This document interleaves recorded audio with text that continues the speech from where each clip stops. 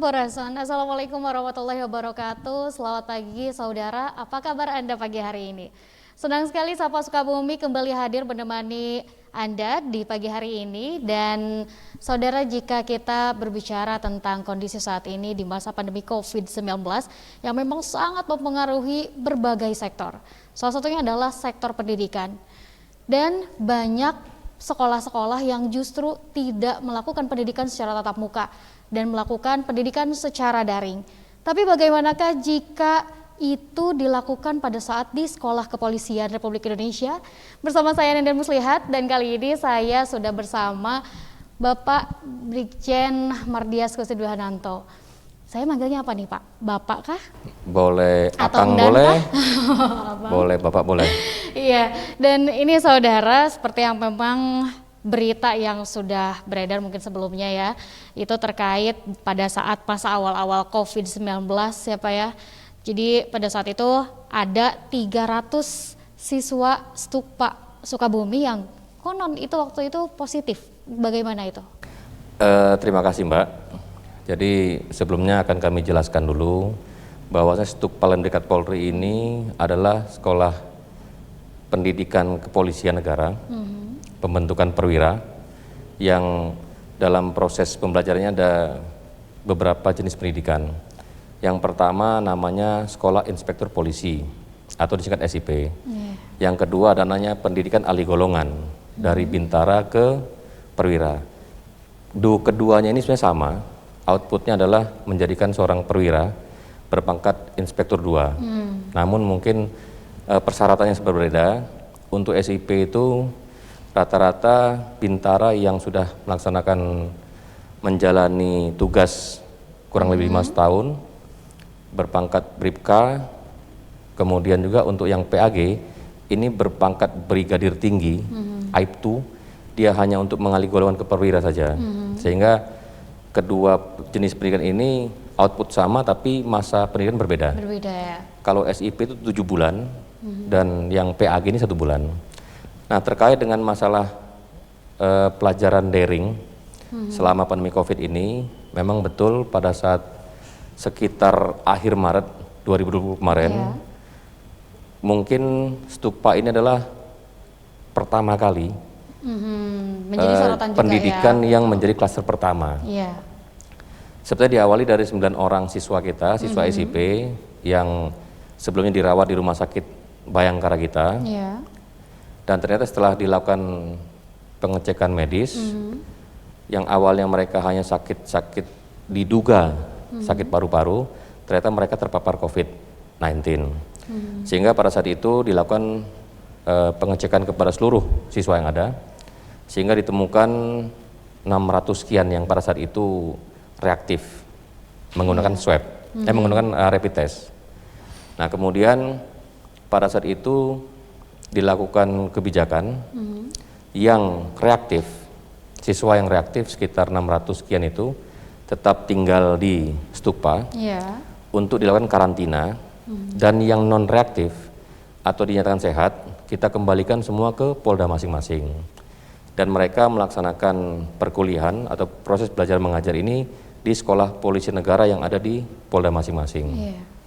Nah, kemudian setelah berjalan sekitar 1,5 bulan, kita melaksanakan sistem blended learning, melaksanakan virtual, pembelajaran jarak jauh, sehingga tenaga pendidik yang ada di sini ini melakukan pembelajaran dan diterima secara jarak jauh dari SPN masing-masing. Jadi dulu ada 3 kelas, kelas Stupa, kemudian kelas cabang di SPN-SPN, dan juga termasuk siswa-siswa kita yang sedang dirawat di rumah sakit, sehingga mereka bisa menggunakan handphone ataupun laptop yang langsung terhubung dengan kelas induk yang ada di Stupa ini. Nah, pada saat itu tahap kedua proses pembelajaran jarak jauh, diambil kebijaksanaan seluruh yang tadi kita sebar di seluruh polda-polda ini kita tarik kembali, tapi tetap dipisah menjadi 4 kelas. Yang satu di Stupa, kemudian yang satu kelas itu berada di Pusdik Lantas Serpong, kemudian Pusdik Intel Soreang Bandung, dan Pusdik Min di Bandung. Namun baru masuk sekitar 1 minggu terjadilah klaster yang terdapat di salah satu pendidikan pemerintah juga. Nah, pada saat itu akhirnya semua kita kembalikan ke rumah masing-masing. Ya, sehingga mereka bisa belajar dari rumah masing-masing. Namun kelasnya induk tetap ada di stupa ini. Karena apa? Karena ada beberapa juga siswa kami yang berasal dari daerah timur seperti Papua, Papua Barat, Maluku Utara, yang mereka menyadari bahwasanya di rumah mereka itu akan diindikasikan akan mengalami gangguan sinyal. Nah, mereka memilih untuk tetap tinggal di stupa. Iya. Kalau dari yang 9 orang kemarin Pak, karena itu kan memang masih awal-awal ya, itu bagaimana Pak awal diketahuinya? Nah, karena pada saat itu penanganan cukup cepat. Jadi stupa ini juga di backup oleh Pusdokes Mabes Polri, kemudian juga ada bantuan dari Dinas Kesehatan Sukabumi, sehingga yang 9 kemudian yang reaktif juga, alhamdulillah semuanya sembuh. Karena tanggal 28 September kemarin mereka semua sudah dilantik menjadi perwira. Sudah dilantik juga. Sehingga tidak ada yang sampai berakibat fatal, itu nggak ada. Dan alhamdulillah ketika mereka dikarantina di sini, kemudian dengan perawatan di rumah sakit kita, mereka sembuh, dilaksanakan swab dan mereka negatif. Termasuk juga yang kita pulangkan juga, alhamdulillah mereka tidak terpapar pada saat melaksanakan pembelajaran di rumah. Akhirnya mereka ya itu tadi terbukti dengan mereka bisa mengikuti pelantikan menjadi seorang perwira. Berarti kan 9 orang yang positif pada awalnya, kemudian pada saat setelah melaksanakan rapid itu di sekitaran 600. Ya, 600 orang. Yang itu semuanya di sini 600. Ya. 600 di sini. Pada saat untuk di 600 itu Pak, untuk di sininya apakah bagaimana untuk penanganan yang 600 orang itu? Ya, tentunya karena memang ada perhatian khusus baik dari Pusdokes Mabes Polri, dari Mabes Polri, tentunya kita tetap melaksanakan protokol kesehatan, sehingga mereka kita isolasi di barak masing-masing, kemudian juga interaksi antara pembina dengan siswa itu juga kita laksanakan protokol kesehatan, dan pada saat itu juga sempat stupa ini kan diisolasi, sehingga akses masuk terbatas masyarakat ke stupa dan kita juga keluarkan terbatas pada saat itu. Ya tentunya ya kita melihat pada saat itu mungkin sebagai klaster pertama ya. Betul. Mungkin masyarakat juga masih panik mengetahui adanya kita sebagai klaster pertama, sehingga itu tadi pemerintah Kota Sukabumi juga melaksanakan isolasi terhadap stupa ini. Iya, Bapak, mohon maaf dipotong, nanti saya akan lanjutkan kembali karena memang pada saat itu kan otomatis akan ada perubahan sistem KBM ya Pak ya. Tapi nanti dijawabnya Bapak karena kita akan lanjutkan kembali untuk bincang-bincang di pagi hari ini setelah jeda berikut.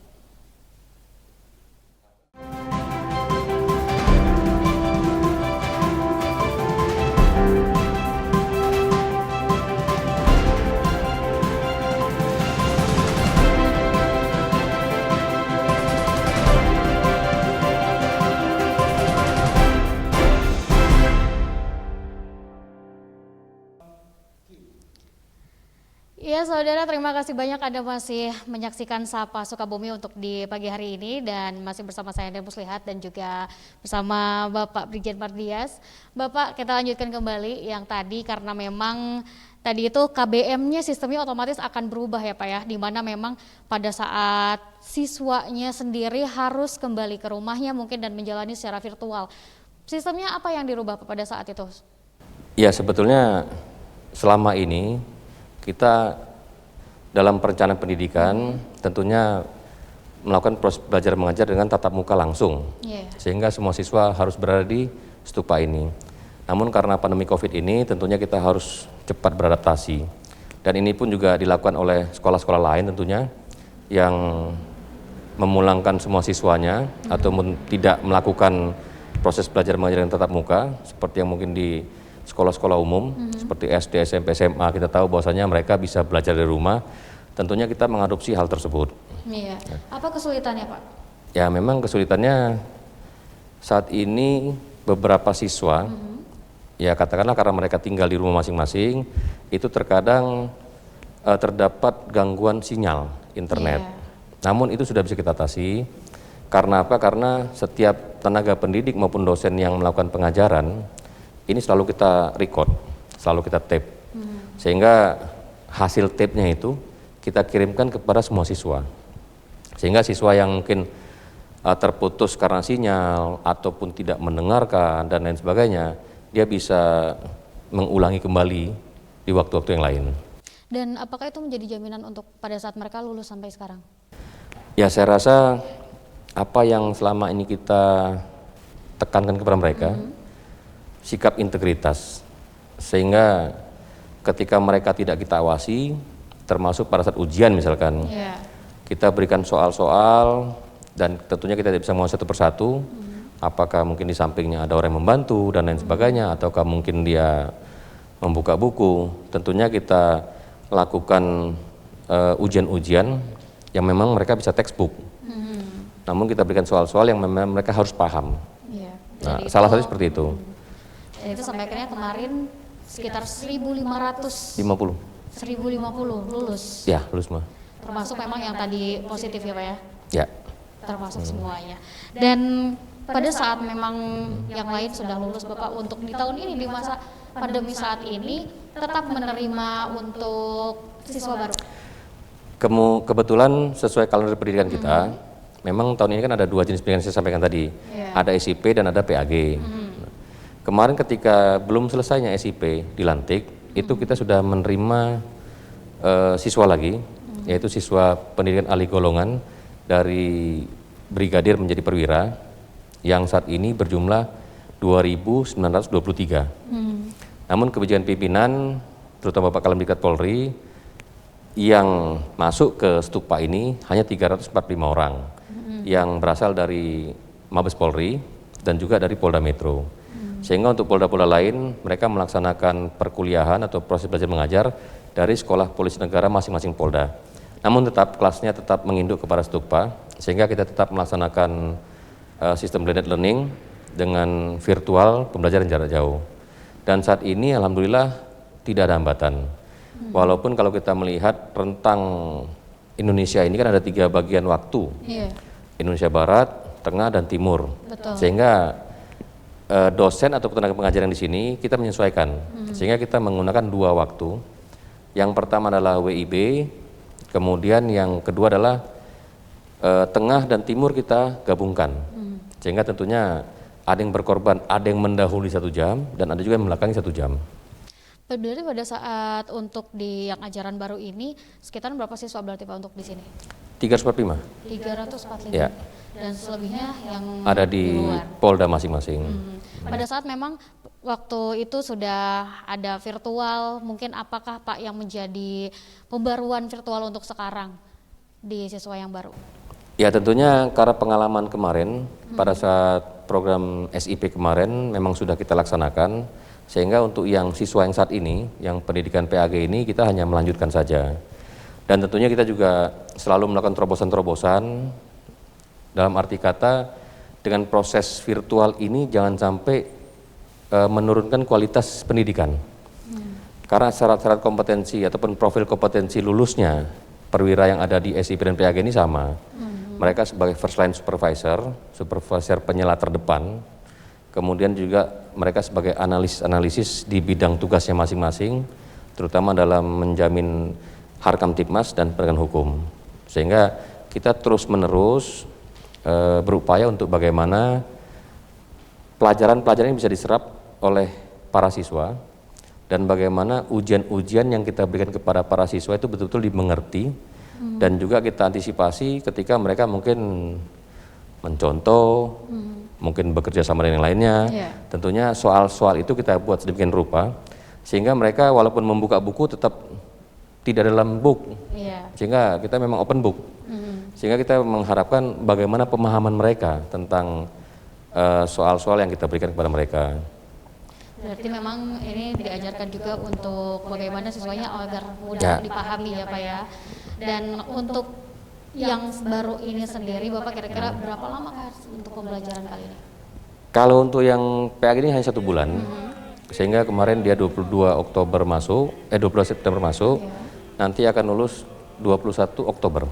sehingga sekitar tinggal 2 minggu saja mereka berada di sini, dan mereka nanti akan melaksanakan upacara penutupan pendidikan dan pelantikan perwira juga di sini. Dan seperti yang kemarin kami laksanakan dan juga itu dilaksanakan oleh pendidikan lain dan pendidikan negara lainnya, upacara terpusat di Stupa namun diikuti juga secara virtual di SPN-SPN. Dan kami juga selalu mengembangkan bagaimana proses belajar mengajar ini, seperti contohnya untuk persiapan pendidikan yang tahun 2021. Setelah ini selesai, kami akan melakukan record. Jadi semua dosen nanti akan kita record. Kemudian mungkin kita simpan dalam file, sehingga ketika nanti mereka melaksanakan proses belajar mengajar, ini sudah kita kirimkan, sehingga mereka bisa melaksanakan juga belajar mandiri. Gitu. Iya, terkait untuk di kendalanya sendiri nih Pak, untuk di yang sekarang selain memang tadi mungkin sudah Bapak jelaskan sinyal mungkin ya karena memang berbeda juga, terus juga dari waktu. Apakah ada kendala lain Pak yang dirasakan mungkin dari siswanya sendiri atau dari tim pengajarnya sendiri, apa yang dirasakan? Ya, saya rasa hanya mungkin kekakuan saja ya, kekakuan yang selama ini kita dibiasakan belajar secara tatap muka, sehingga kita interaksi langsung dengan para siswa dan audiens. Nah, mungkin dengan adanya virtual ini kita hanya bertatapan dengan televisi, namun karena memang saat ini juga kita menyongsong revolusi 4.0, ya tentunya itu harus kita biasakan. Apalagi selama pandemi COVID ini juga belum berakhir, ya tentunya akan kita teruskan proses belajar seperti ini. Iya, baik Bapak, terima kasih, dan nanti kita akan bincang-bincang lagi. Saya masih akan nanya banyak sekali Bapak kepada Bapak. Yang pasti untuk saudara tetap saksikan Sapa Sukabumi. Setelah jeda berikut kami akan kembali lagi.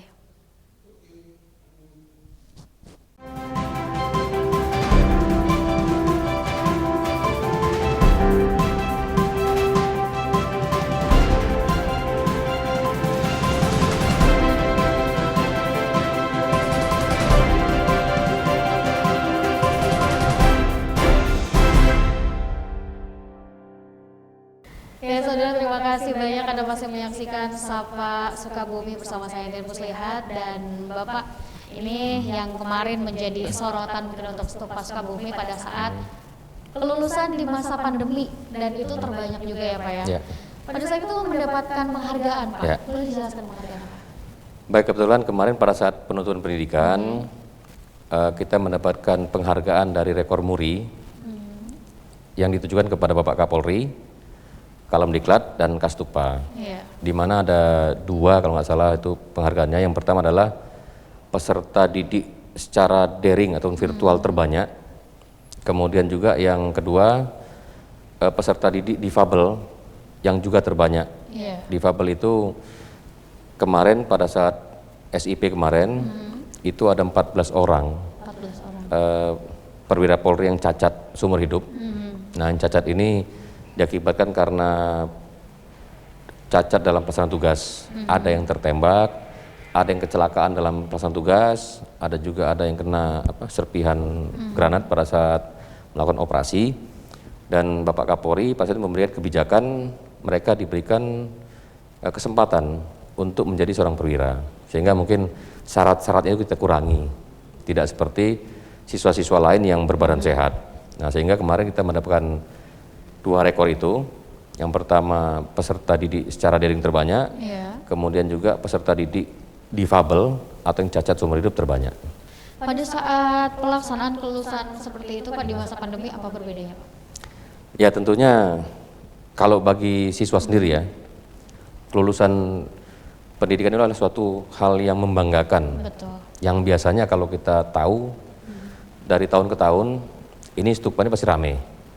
Rame dari keluarga yang menunggu, keluarga juga ikut menyaksikan. Namun saat ini berbeda, yang melaksanakan upacara ini hanya terbatas. Kemudian keluarga pun tidak kita izinkan untuk ikut dalam pelaksanaan pendidikan, dan juga hanya siswa-siswa yang dilantik pada saat itu yang berada di Stupa. Dan yang lainnya mereka mengikuti upacara penutupan ini melalui sekolah-sekolah SPN masing-masing di Poldanya, dengan didampingi oleh Bapak Kapolda dan pejabat-pejabat di Polda masing-masing. Memang tahun ini terasa sekali Berbedanya ya Pak ya? agak berbeda.